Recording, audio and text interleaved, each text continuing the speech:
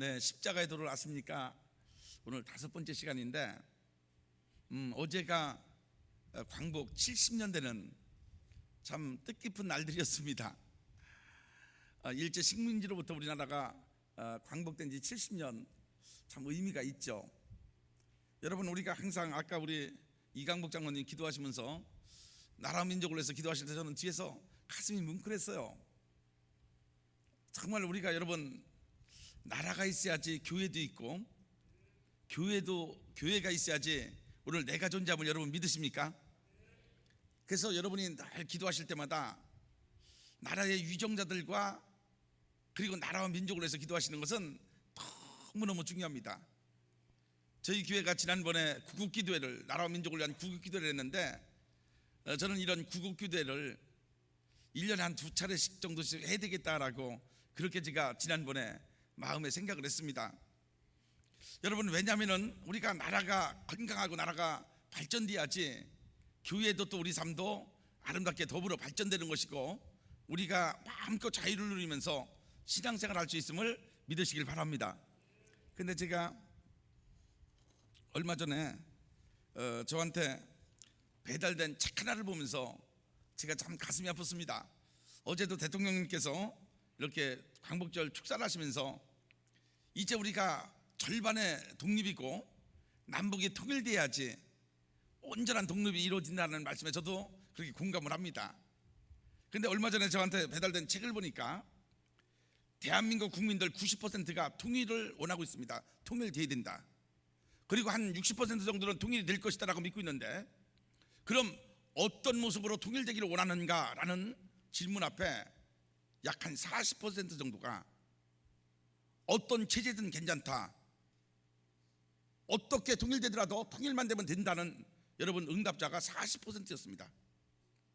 그것도 젊은 층에서 굉장히 그 대답이 높았습니다. 그런데 여러분, 이건 아니지 않겠습니까? 여러분, 이렇게 한번 생각해 보세요. 지금 북한의 3대 세습을 하는 김정은 체제로 통일돼도 좋다, 40%라는 겁니다. 여러분, 이거 끔찍하지 않습니까? 김정은이가 통일된 대한민국의 대통령이다, 이거 되겠습니까? 이건 안 되는 겁니다. 지금 이 시간 저와 뭔가 생각과 가치관이 다른 분들 있다 할지라도 우리가 심각하게 한번 생각해 보자고요. 북한 체제로 통일이 돼도 좋다, 이건 정말 잘못된 생각입니다. 제가 그 이유를 설명드릴게요. 여러분, 통일이 되려면 정치는 대의민주정치, 그리고 경제는 시장경제, 다시 말씀드려서 자본주의 체제로 통일되는 것이 가장 마땅한 방법임을 믿으시길 바랍니다. 쉽게 말씀드려서 지금 우리 대한민국, 우리가 살고 있는, 우리가 쉽게 얘기해서 남한이라고 불려지는 우리 대한민국의 이런 정치와 정말 경제체제로 통일돼야지, 여러분, 북한의 체제로 통일된다? 이것은 통일이 안 되는 것보다도 더 악한 일들입니다. 여러분, 자보세요. 우리나라가 일제 36년, 을사보조 약 5년까지 따지면요, 약 40년 만입니다. 40년 동안 일제의 식민지 지배를 받고 통일됐습니다. 아니, 독립됐습니다. 1945년 우리나라가 독립됐을 때 일제가 다 이 땅에 있는 거 다 가져갔기 때문에 우리나라는 최빈국이었습니다. 세계에서 아주 못 사는 나라였었는데, 거기에다가 5년 후에 6.25 전쟁이 일어났습니다. 이 땅이 다 폐허가 됐습니다. 그때 우리 부모 세대는 먹을 것이 없었습니다. 그때 대한민국은 어떤 모습이었었는지 아십니까? 지금 소말리아나 에티오피아, 아니면은 아프가니스탄보다도 더 못 사는 나라가 대한민국이었습니다. 그렇게 못 사는 나라가 우리가 완전한 산업화와 민주화를 이룬 것이 독립되고 나서 약 한 50년 만입니다. 50년이 조금 덜 됐을 때, 한 7, 8년 됐을 때 김영삼 대통령이 되고 나서 완전한 이 땅의 민주화가 이루어졌고, 그리고 완전한 산업화가 이루어졌는데, 여러분, 식민 지배를 받았던 나라 중에서 전 세계에서 유일하게 대한민국만 온전한 민주화와 온전한 산업화를 이루었음을 믿으시면 아멘. 이건 기적적인 일들입니다. 어떤 분들 그렇게 말합니다. 어떻게 이 땅에 민주화가 이루어졌냐고. 여러분, 우리나라처럼 자유가 있는 나라가 어디 있습니까? 대통령 마음 놓고 욕합니다. 대통령님 합니까? 박근혜 그랬지. 그네 탄다고 그랬지. 대통령 욕 아무리 해도 잡아가는 사람 없습니다.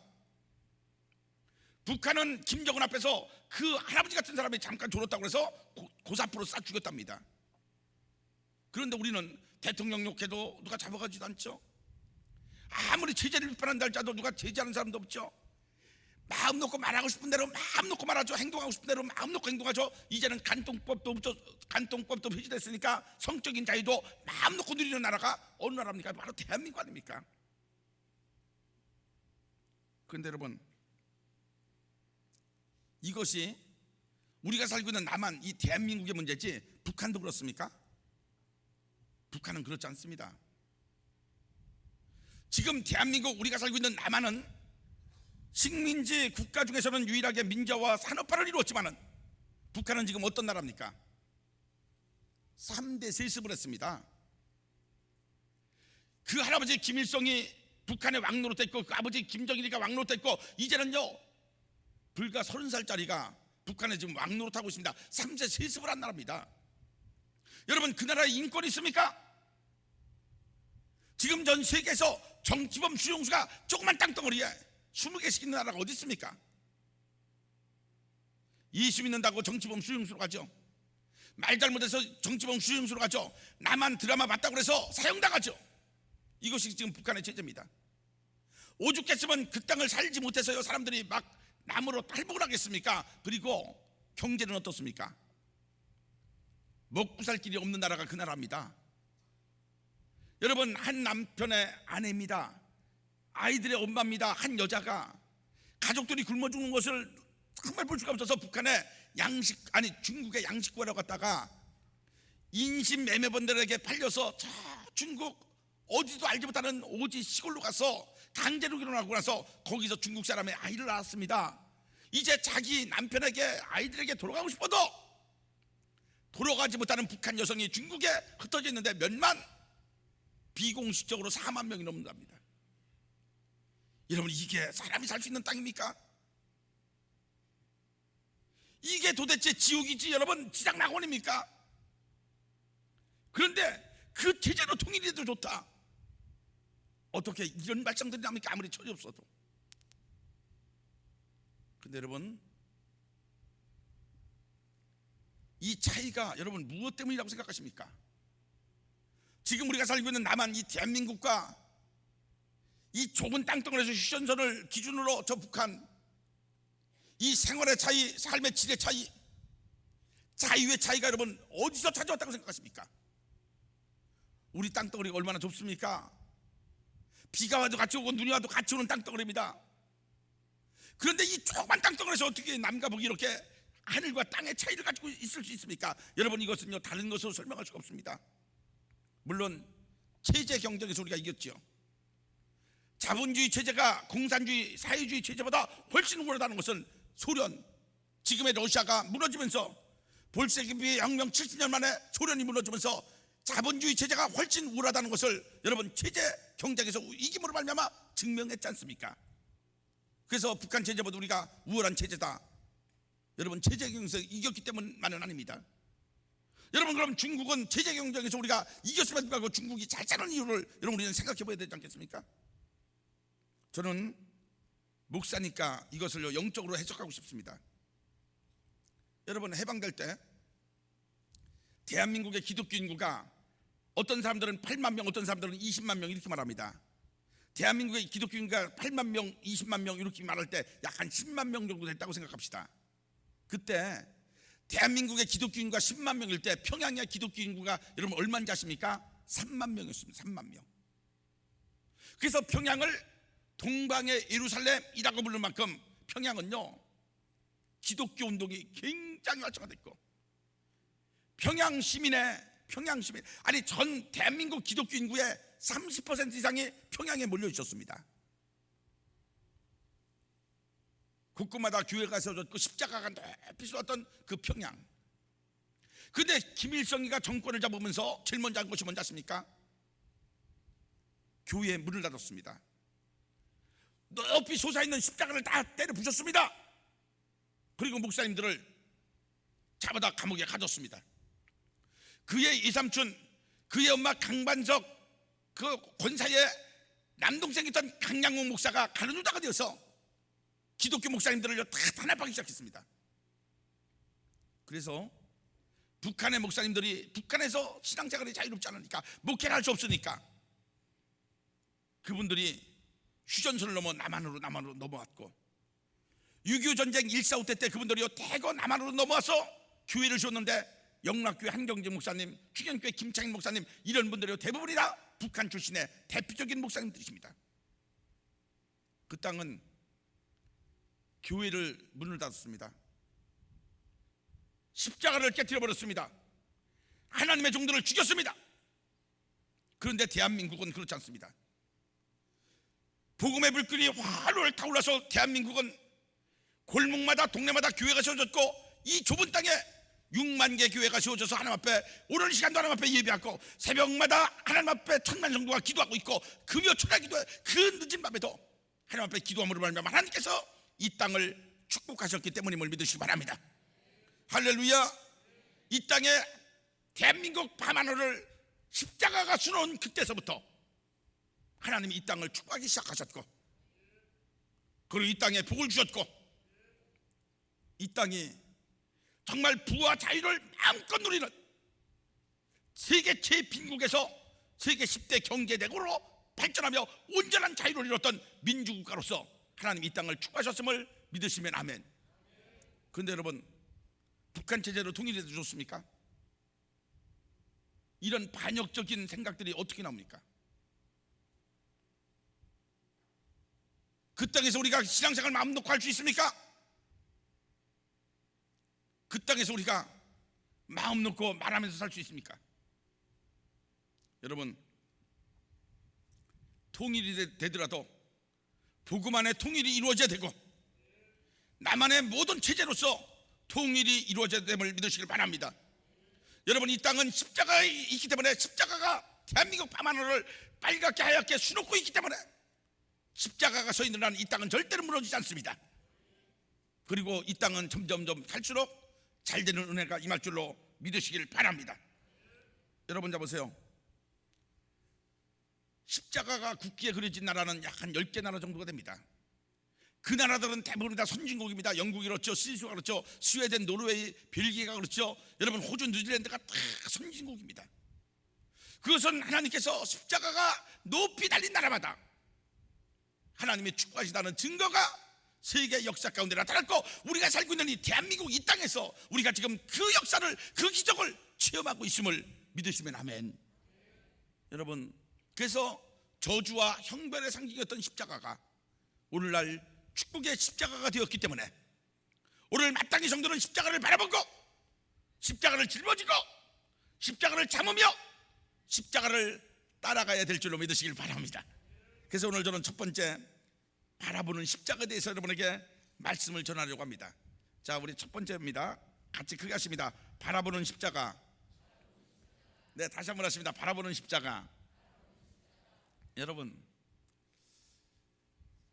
우리가 세상을 살다 보면은 세상의 가치관과 세상의 풍조 때문에 우리 신앙생활이 흔들릴 때가 참 많습니다.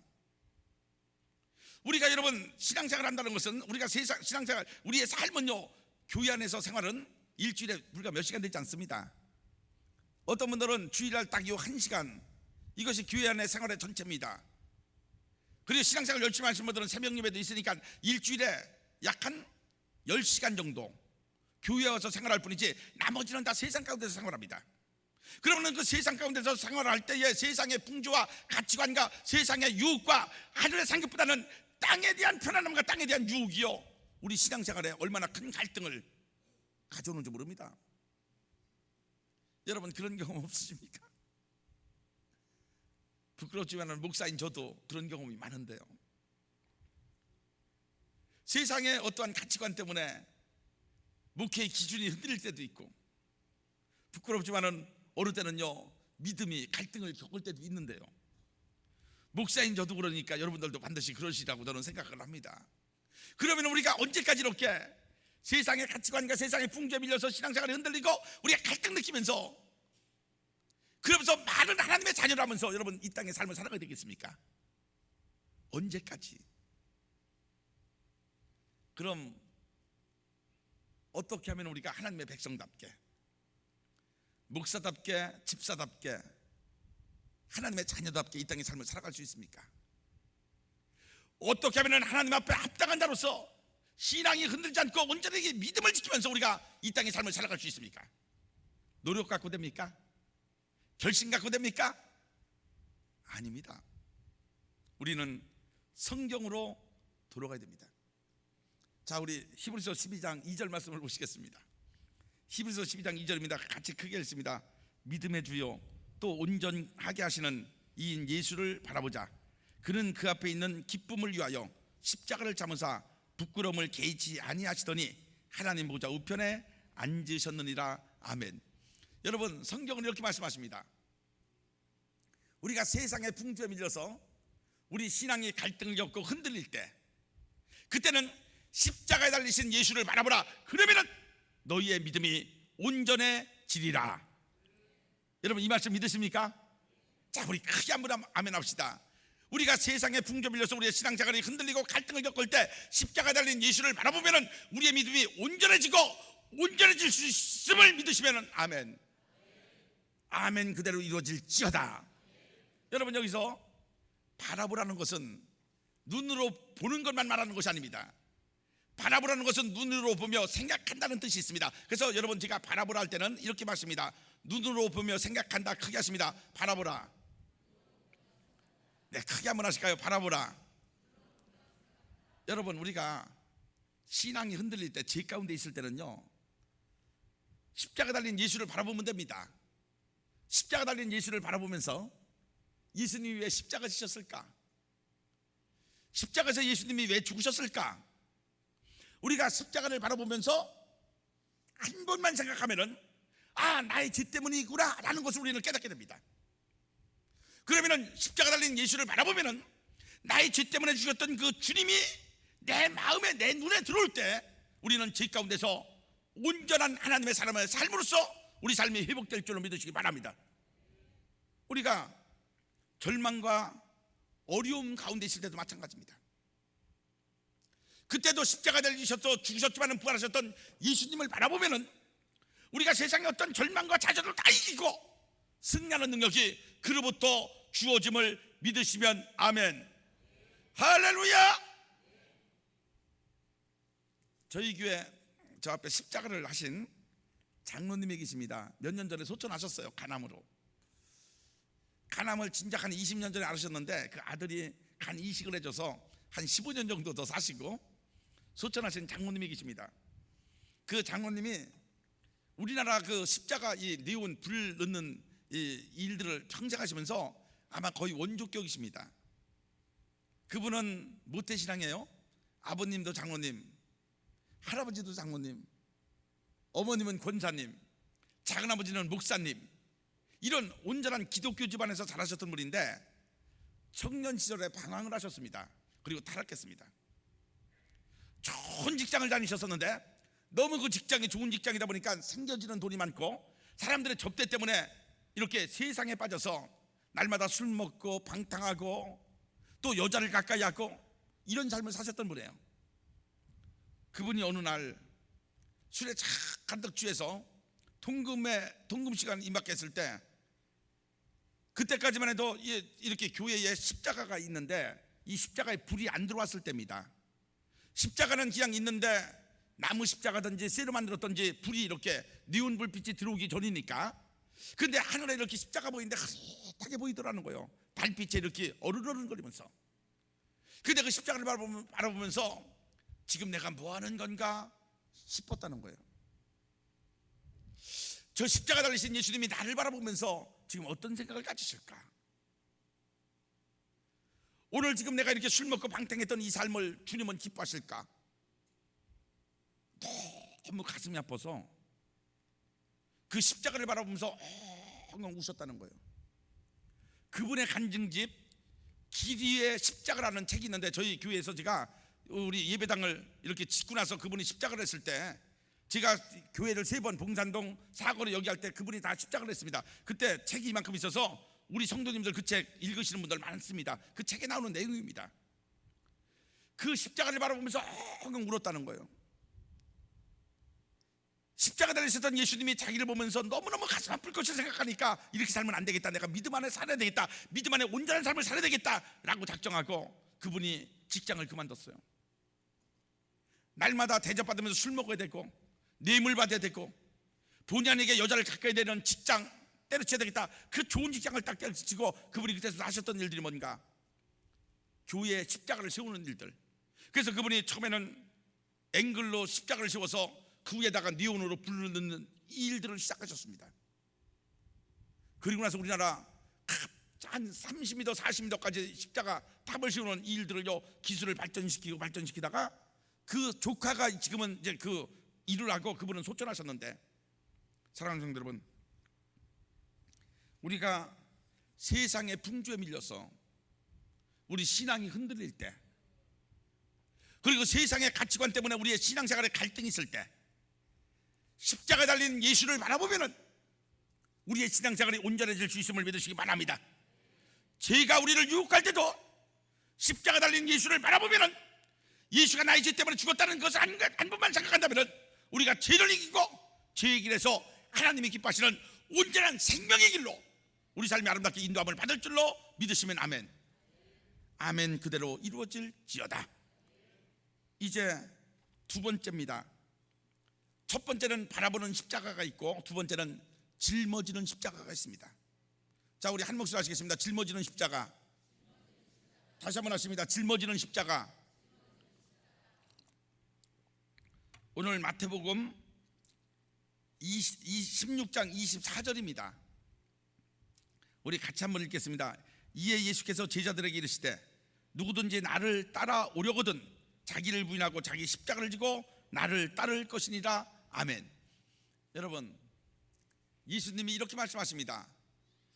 누구든지 나를 따라오려거든 자기를 부인하고 자기 십자가를 지고 나를 따르라. 그러니까 예수님을 따라가는 조건이 뭔지 아십니까? 자기를 부인하고 자기 십자가를 지고 따라가는 겁니다. 주님은 우리에게 이렇게 말씀하십니다. 누구든지 다 자기 십자가가 있다. 근데 여러분, 도대체 자기 십자가가 무엇입니까? 오늘 여러분 각자에게 십자가가 있는데, 그러면 여러분이 가지고 있는 자기 십자가는 도대체 무엇입니까? 어떤 분들은 질병이라고 말합니다. 자기가 가지고 있는 질병이 자기 십자가다. 제가 부인하고 싶진 않습니다. 물론 여러분, 저는 이 돋보기가 내 십자가일 수도 있습니다. 여러분이 질병을 가지고 있다면 그 질병이 여러분에게 십자가일 수도 있습니다. 또 사람이 자기 십자가일 수도 있습니다. 내가 짊어져야 될 어떤 사람이 있다면 그 사람이 자기에게 십자가일 수도 있습니다. 여러분, 이것도 제가 부인하고 싶지 않습니다. 저희 교회에 한 여집사님이 한 분 계셨는데 참 제가 가슴 아픈 여집사님이 계셨어요. 인생이 참 겪는 아픔 중에서 제일 큰 아픔이 뭔지 아십니까? 제가 지난주에는 인생에 걸려서는 안 되는 질병을 의처증, 의부증 제가 말씀드렸는데, 우리가 살아가면서 참 진짜 가슴 아픈 일들은요, 자녀가 아플 때야. 자기 자식이 질병에 걸렸을 때 여러분, 그 부모의 심정은 찢어지는 겁니다. 오늘 사랑하는 성도 여러분, 여러분의 자녀들이 오늘 건강하다면은 공부를 잘하고 못하고를 떠나서, 그가 말을 잘 듣고 안 듣고를 떠나서 건강한 그것 때문에 감사하시는 은혜가 있기를 주의 이름으로 축원합니다. 여러분, 오직 감사가 입술에 넘쳐나시기를 주의 이름으로 축원합니다. 오늘 집에 가시면은요, 여러분의 아들과 딸을 보면서 그들이 건강하다면은 공부를 잘했다 못했다 그래서 두드려 패고 막 싸우고 방학 숙제를 막 몰아서 한다고 해서 여러분 그를 나무라지 마시고, 건강하기 때문에 오늘 고맙다 감사다 한번 머리 한번 쓰다듬어 주셨으면 좋겠어요. 이거보다 더한 축복이 없습니다. 아픈 자녀를 바라보는 부모의 심정, 저는 목회하니까 합니다. 그것도 잠깐 아픈 것도 아닙니다. 병원에 며칠 입원해서 끝날 질병이 아닙니다. 태어날 때 뇌성마비로 태어나서 꼼짝 움직이지도 못하는 아이를 데리고 있었어. 아들인데. 저희 교회 그때 두 분의 집사님이 그랬습니다. 그런데 한 아이는요 이렇게 휠체어에 앉습니다. 휠체어에 앉아서 제가 가면은 막 좋아서 막 악수하려고 그래. 그 아이만 봐도 가슴 아픈데 이 아이는 그렇지도 못합니다. 자기 의사는 아무것도 못하고 먼저 아이는요 입에서 목사님까지는 막 나오려고 그러는데 이 아이는 말 한마디 못하고 이거 제대로 손 하나 움직이지 못하고 눈만 껌뻑껌뻑거립니다. 나만 보면 좋아하고 웃는 게 전부야. 근데 아이가 몸은 그래도요 정신은 그래도 아이가 크는 거야. 그래서 10살 정도가 넘으니까요 아이가 꽤 컸어. 한 30kg 정도가 나가는 거야. 여자 집사님이 그 엄마가 이 아이를 그 무거운 놈을 안고 오는 거야. 내가 기도하려고 이렇게 안아보면요 나도 무거운데 그 아이를요 안고 와. 그 엄마는 그 아이 때문에 얼굴이 진짜 얼굴이 죽은 깨로 다 덮었어. 김이 하고 김이 죽은 깨로 그 얼굴 그 자체를 바라볼 때마다 근심이 꽉 찼습니다.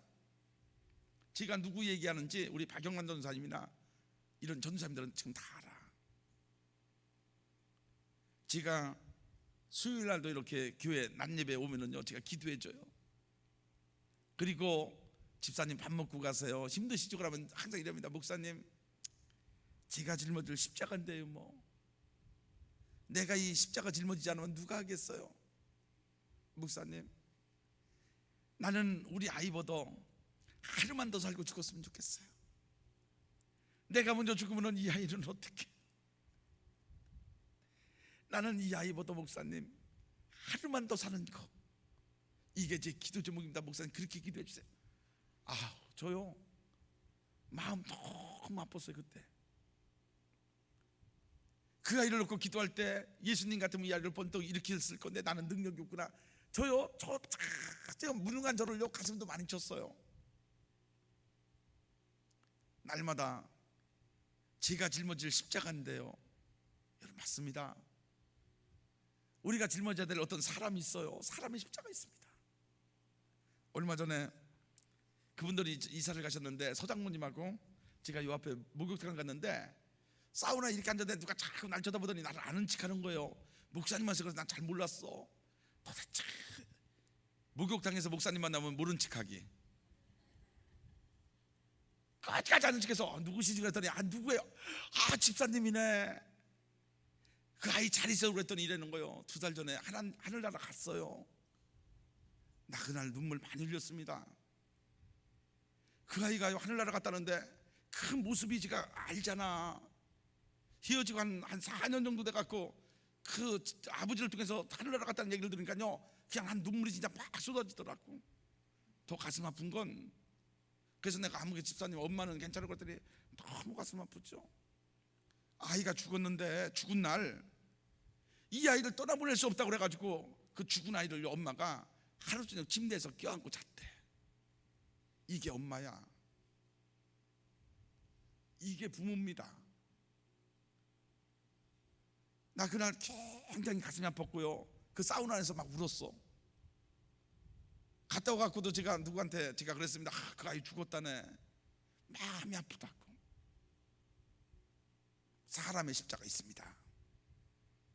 그런데 오늘 주님께서 주님을 따르는 조건으로 누구든지 나를 따라오려거든 자기 십자가를 지고 나를 쫓을 것이라 하셨던 자기 십자가는 질병일 수도 있고 사람일 수도 있지만은요 우리가 문맥과 주님께서 계속 하셨던 말씀들을 보면은 이것은 여러분 사명의 십자가입니다.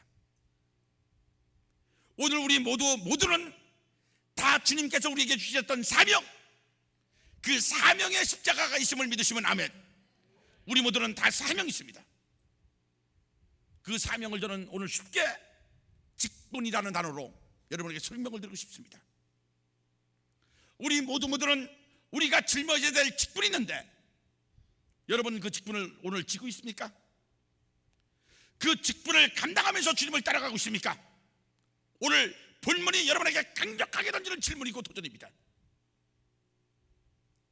여러분 제가 목회를 하면서 10년 전의 목회 환경과 지금의 목회 환경은 너무너무 다릅니다. 왜냐하면 10년 전에는 성도님들이요 직분을 사모했습니다.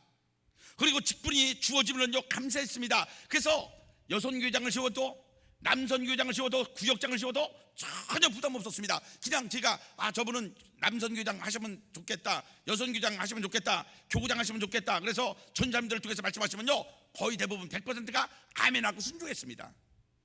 근데 요즘은 그렇지 않습니다. 여선교회장은 직분 사모하지 않습니다. 그것이 자기가 지어야 될 직분의 십자가, 사명의 십자가임에도 불구하고 그것을 거부합니다.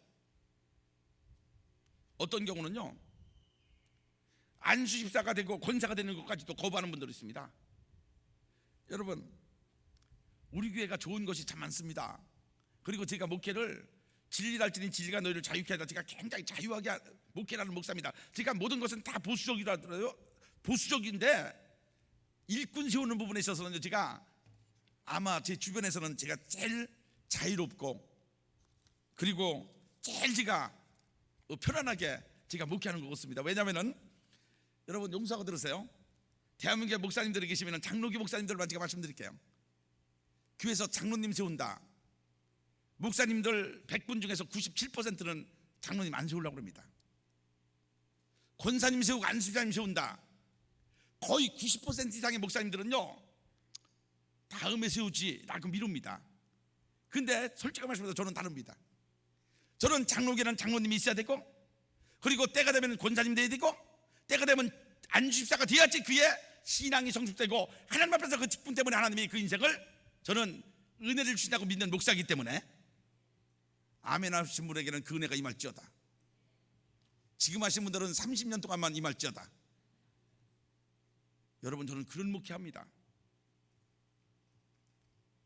제 주변에서 요즘에 제 후배들이 이경석 목사 따라하기를 하고 있습니다. 왜냐하면 장로님을 세우는데 저는 아무 고민 없이 때가 되면 세우거든요. 저는 장로님 하라고 권면하지, 안수지사님 하라고 저는 그에게 권면하고 권사하라고 제가 권면하지, 뭐 투표에 떨어졌다 뭐 한다, 저는 이런 거 없습니다. 왜냐하면 우리는 이렇게 생각합니다. 장로감이다, 목사감이다. 제가 목사감이 돼갖고 여러분 목사로 딱 준비돼갖고 목사 되는지 아십니까? 아닙니다. 제가 솔직히 말씀드려서 제가 목사 안수 받을 때 목사의 가능성은 10%밖에 없었습니다. 그런데 10%의 가능성 붙잡고 때가 되고 할 수 없으니까 이제는 뭐 두 눈이 안 보이고 이 길밖에 없어서 하나님께서 이 길 딱 코너에 물어서 제가 목사 안수를 받고 났더니 하나님이 목사로 살게 하시더라고요. 목사의 직분을 감당하게 하시더라고요. 그리고 이 자리에 서서 설교할 수 있도록 능력도 주시더라고요. 교회를 세우고 교회를 전도하고 눈이 보이지 않는 데 들어가고 전도하면서 기도하면서 교회를 크게는 아니지만 그래도 부흥시키는 권세도 주님이 주시더라고요. 여러분, 장로님이 100% 딱 준비된 분이 있습니까? 없습니다. 장로의 직분을 때가 돼서 감당하고 그 십자가를 지고 가면은 장로로 살게 하시고 장로로서 존귀하게 세워주시고 그렇게 역사하심을 믿으시면 아멘. 이게 직분입니다. 그래서 저는 때가 된 분이 장로님이 안 되면 그것도 안타까워. 때가 됐는데 권사님이 안 되면 그것도 안타까워. 마음이 아파.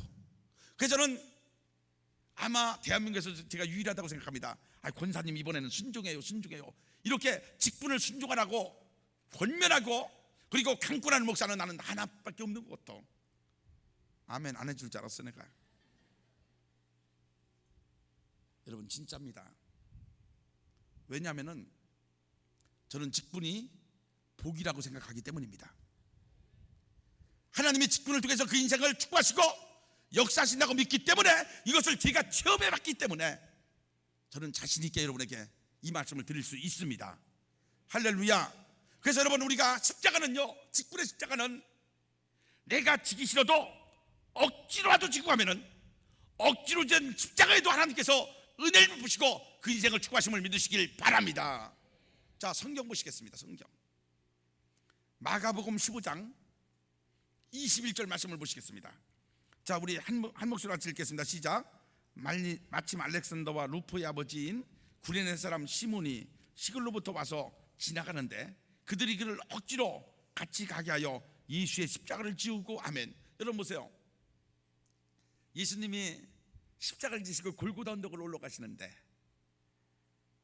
이게 너무 힘들죠. 그 전날 밤에 얼마나 매를 맞으셨습니까? 채찍으로 막 말할 수 없는 매를 맞고요, 피를 흘렸고, 이제 가시관 쓰시고 막 피를 흘리면서 이 십자가를 지고 가는데 너무 무거우니까, 너무 힘드니까 가다가 넘어지고, 한 발짝 가다가 넘어지고, 한 발짝 가다가 엎어지고, 옆에서 예수를 채찍질하며 가던 로마 병사들이요, 너무 답답하니까 주위를 둘러봤는데 한 사람이 딱 있습니다. 등치가 큰 한 사람이 있으니까 너 일로 와 하고 그 사람에게 예수의 십자가를 갖다 네가 이거 대신 지고 가 라고 억지로 십자가를 지웠습니다.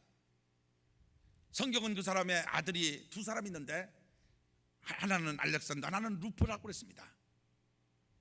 그 사람의 이름은 구레네 사는 동네에 사는 시몬이라는 이름을 가진 사람입니다. 그래서 구레네 시몬, 우리는 이렇게 알고 있는데 그의 아들 알렉산더와 루프가 있었습니다. 그 아버지 시몬이 억지로 십자가를 지고 왔습니다. 우리가 생각할 때 그 사람은 그날 정말 재수없는 사람이에요. 제가 재수없다는 표현을 이 자리에 써서 죄송하지만 그냥 쉽게 우리가 이해하도록 제가 드린 말씀입니다. 정말 재수없고 그날 정말 운이 나쁘고 정말 불행한 사람이 바로 시몬입니다. 억지로 십자가 지고 왔습니다. 그런데 하나님께서는 억지로였던 십자가에 어떤 은혜를 베푸셨는가? 로마서 16장 13절 말씀을 보시겠습니다. 로마서 16장 13절 우리 같이 크게 읽습니다. 주 안에서 택하심을 입은 루프와 그의 어머니에게 문안하라. 그의 어머니는 곧 내 어머니니라. 아멘. 여러분 보세요. 오늘 주 안에서 택함을 받은 루프와 하는 거 보니까 루프가 누굽니까? 구레네 사람 시몬의 아들입니다. 여러분, 시몬은 예수를 믿지 않았습니다. 그런데 예루살렘 성에 왔는데 유월절 지키러 왔는데 예수가 십자가에 못 박힌다 했더니 그 사람을 구경하러 갔습니다. 도대체 어떻게 된 사람이 십자가에서 죽는가? 라고 구경 갔다가 로마 병사들의 눈에 재수없이 띄어서 예수의 십자가를 대신 지고 올라갔습니다. 골고다 언덕까지 올라갔는데 하나님은 어떻게 역사하셨습니까? 그가 어떻게 예수를 영접했는지 성경은 기록되지 않았습니다. 그러나 시간이 얼마가 지나서 보니까 그 대사도 바울이 로마서를 마감하면서 로마 성도들에게 이렇게 말합니다. 택감받은 아들 루프와 그의 어머니에게 문하라. 그의 어머니는 곧 나의 어머니니라 라는 말씀을 통해서 구레네 사람 시몬의 가문이 믿음의 위대한 가문, 믿음의 명문 가문, 그의 아들이 바울의 동역자로 그의 아내가 전 교회의 존경을 받는 권사님으로 주 앞에 쓴 것을 성경은 우리에게 엄숙하게 도전하고 선언하고 계심을 믿으시길 바랍니다. 사랑하는 성도 여러분, 하나님의 말씀이 그대로 이루어진다고 믿으십니까? 다시 한번 크게 아멘 하실까요? 하나님의 말씀이 그대로 이루어진다고 믿으십니까? 그럼 사랑하는 성도 여러분, 억지로라도 직분을 감당하십시오. 오늘 하나님의 말씀이 그 말씀대로 이루어진다고 믿으신다면 여러분에게 주어진 직분이 어떤 것이다 할지라도 그 직분을 감당하시면서 주님을 따라가시는 아름다운 제자의 삶을 사시기를 주의 이름으로 축원합니다. 오늘 구레네 사람 시몬이 억지로 십자가 지고 왔습니다. 그 억지로였던 십자가 끝에 하나님은 어떤 역사를 이루셨습니까? 그의 아들이 초대교회의 위대한 지도자가 됐습니다. 그의 아내가 초대교회 모든 성도들로부터 존경받는 권사님이 되었습니다.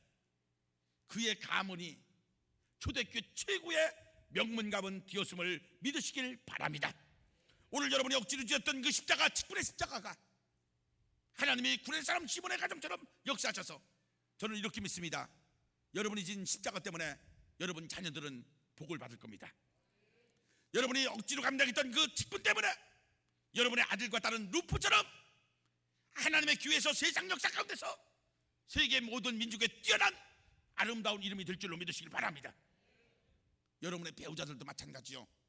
여러분의 생업도 억지로 지었던 십자가 때문에 복을 주시고 복을 주시는 은혜가 임할 줄로 믿으시길 바랍니다. 이 말씀 믿으시면 두 손 들고 아멘, 아멘 그대로 이루어질지어다. 이제 말씀의 결론을 맺습니다. 여러분 이렇게 한번 생각해 보시죠. 십자가에 죽는 사람을 십자가를 낮게 만들어 놓고도 죽일 수 있습니다. 근데 여러분 십자가는 아주 높이 세워집니다. 십자가가 높은 것은요 12m까지 간다고 합니다. 12m면 여러분 얼마큼인지 아십니까? 여러분이 앉아있는 그 자리에서 딱 여기 불 켜진 자리 저까지입니다. 우리 전체가 15m인데 여기 이렇게 천장이 되면서 한 3m 정도가 있으니까 12m가 여기 여러분 불 켜진 데까지입니다. 그러니까 십자가는 높이 달립니다. 이렇게. 아니 이거 뭐 좋다고 이렇게 높이 달립니까? 낮게 달아서 사람을 십자가에서 죽여도 되는데 왜 여러분 높이 달는지 아십니까? 사람들이 바라보라고. 왜 사람들이 바라봅니까? 조롱하라고. 아유 얼마나 나쁜 일 했으면 저놈은 십자가 졌을까. 사람들의 조롱하면서 아 죄가 이렇게 무서운 것이구나 라고 사람들로 경계하라고. 그래서 십자가를 높이 답니다. 여러분 높이 달렸던 십자가는 조롱의 십자가요 사람들을 경계했던 십자가지만은 예수님이 십자가에 높이 달림으로 말미암아 이 십자가는 이제 자랑의 십자가요 생명의 십자가요 축복의 상징이 되었음을 믿으시길 바랍니다. 그래서 우리는 이 십자가를 바라보며 살아야 됩니다. 십자가 달린 예수를 바라보면은 우리 신앙이 흔들리고 세상 풍경 때문에 갈등을 느낄 때 그 바라봤던 십자가 예수 때문에 우리가 한 번 생각함으로 말미암아 우리의 신앙이 온전해질 수 있음을 믿으시길 바랍니다. 여러분 낙타는 아침마다 저녁마다 주인 앞에 무릎을 꿇는답니다. 아침에 무릎 꿇고 주인이 짐을 싣고 저녁에 무릎 꿇으면 짐을 내리고 그래서 아침마다 저녁마다 하루를 시작하며 마치며 낙타는 반드시 주인 앞에 무릎을 꿇는데 주인은 낙타의 힘을 압니다. 능력을 압니다. 낙타에 대해서 잘 알기 때문에 낙타가 감당할 만큼의 짐만 실어주고 그리고 낙타는 절대 거부하지 않는답니다. 여러분 이거 아십니까? 우리 주님이 나보다도 나를 더 잘하신다는 거. 우리 주님은 나보다도 나를 더 잘하시기 때문에 내가 감당할 만한 십자가 내가 감당할 만한 직분만 주님께서는 우리에게 허락하심을 믿으시길 바랍니다. 그렇기 때문에 여러분 직분이 주어졌을 때 나 이거 못합니다. 나 이거 절대 능력이 되지 않아서 못합니다. 이건 교만입니다. 여러분 주님은 내가 어떤 일을 감당할지 내 능력과 믿음과 믿음의 수준과 나의 힘을 잘 알기 때문에 주님께서는 내가 감당할 만한 십자가만 우리에게 지워주심을 믿으시길 바랍니다. 또 한 가지요 우리가 그 십자가를 감당하면 직분을 감당하면 그 직분을 감당할 능력과 권세도 나는 지금 부족하지만 주님께서 허락하심을 믿으시면 아멘. 자 제가 이 말씀만 드리고 말씀 마칠게요. 예수님이 십자가를 지시기 위해서 예루살렘 성을 들어가실 때 사람들이 종려나무까지를 흔들면서 호산나 호산나 하고 찬송했던 날 그날을 우리는 종려주일이라고 합니다. 그런데 예수님께서 예루살렘 성에 들어가실 때 벤치 타고 들어가시지 않았습니다. 아라비아 좋은 말을 타고 따고따고 하면서 여러분 예수님께서 그렇게 들어가지 않으셨습니다. 예수님이 어떻게 들어가셨는지 아십니까? 젖 먹는 조그만 나귀 타고 들어가셨습니다. 새끼 나귀를 타고 들어가셨는데 성경에 젖 먹는 새끼 나귀 여러분 성경학자들 동물학자들 이렇게 말합니다. 그 나귀가 실을 수 있는 짐의 한계는 20kg다. 20kg밖에 나귀는 못 실는답니다. 그런데 예수님이 20kg만 나가셨겠습니까? 인류학자들이 예수님의 그 세마포나 이런 것들을 다 해가지고 예수님의 키를 165cm에서 167cm 정도 이렇게 추정하죠. 그리고 예수님의 몸무게가 약 55kg에서 60kg 정도 나갔을 것이다 라고 추정합니다. 그러니까 예수님께서 만약 60kg 나갔다고 하면은 나귀는 20kg 실는데 60kg 예수님이 탔으니까 나귀는 다리가 꺾어져야 됩니다. 옥 하고 넘어져야 됩니다. 예수님이 올라타는 그 순간 나귀는요 허리가 부러져야 됩니다. 근데 여러분 성경은 이렇게 말씀하십니다. 예수님이 나귀를 탔는데 나귀는 가다가 엎어지지 않았습니다. 넘어지지 않았습니다. 끝까지 예수님을 태우고 예루살렘 성까지 들어갔습니다. 이것은 나귀마저도 예수님이라는 정말 십자가를 자기 등에 지니까 나귀마저도 예수님은 그 일을 감당할 수 있도록 힘을 주셨고 능력을 주셨고 권세를 주셨음을 믿으시길 바랍니다. 이게 주님이십니다. 오늘 우리가 억지로라도 십자가를 지면은 주님은 그 십자가를 감당할 수 있는 힘도 능력도 우리에게 허락하심을 믿으시길 바랍니다. 이 주님이 십자가에 달리셨습니다. 그리고 그분이 부활하셨습니다. 그분이 오늘 하늘 보좌 우편에서 나를 위해서 기도하고 계시고 재림을 준비하십니다. 그분이 누구십니까? 십자가 달린 분, 그분은 바로 저와 여러분의 주가 되시는 그리스도 예수십니다.